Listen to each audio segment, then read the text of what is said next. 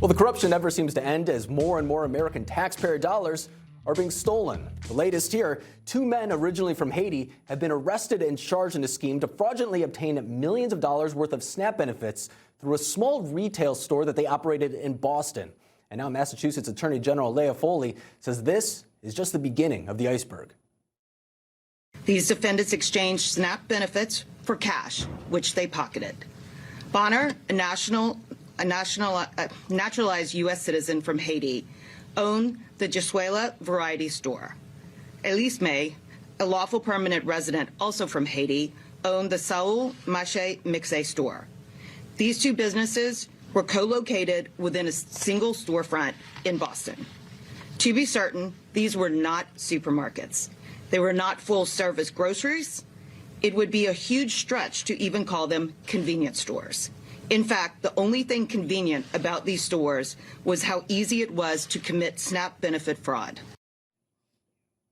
Elizabeth, this is turning into a trend. I mean, we saw this, for example, in Minnesota when it came to fraud and when it came to sending money back to Somalia, for example. But now we have this situation where it's SNAP benefits in particular. I mean, people are outraged because this is money that could be going elsewhere. But is this a growing trend, or is it just because now it's being focused on more?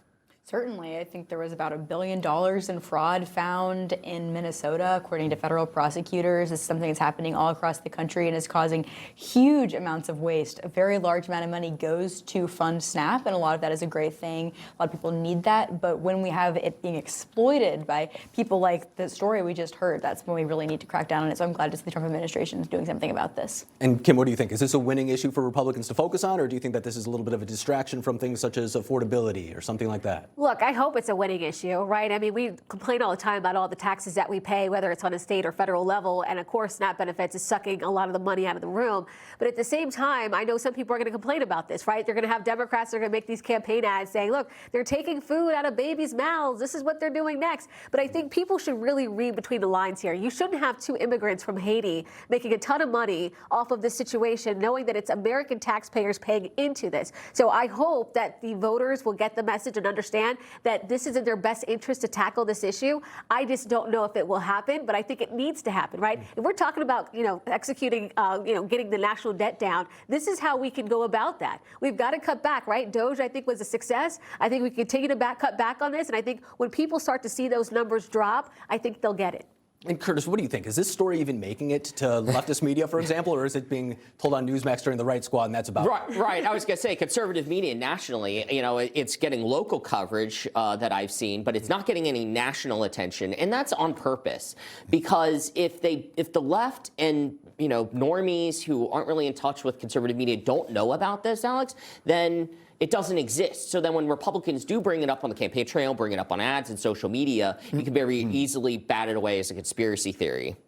And I do want to get to this because speaking of Democrats who do turn a blind eye to fraud, Minnesota Governor Tim Walz, well, he's feeling the heat from the Trump administration. Education Secretary Linda McMahon calling out another fraud scheme happening in Minnesota where more than 1,800 so-called ghost students in the state were discovered to have received $12.5 million in taxpayer-funded grants and loans. McMahon writing a letter to Tim Walz saying, quote, "You have been Minnesota's governor since 2019. During that time, your careless lack of oversight and abuse of the welfare system has attracted fraudsters from around the world, especially from Somalia, to establish a beachhead of criminality in our country.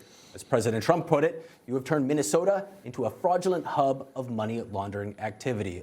Chris, pretty direct comments right there. I don't think she's mincing words. Pretty good comments. So look, this is you remember Barack Obama promised the fundamental transformation of America, and that he was going to slow the rise of the oceans. Two grandiose claims. I don't think he slowed the rise of the oceans. So he did buy a couple of different oceanfront estates, but that's a separate issue.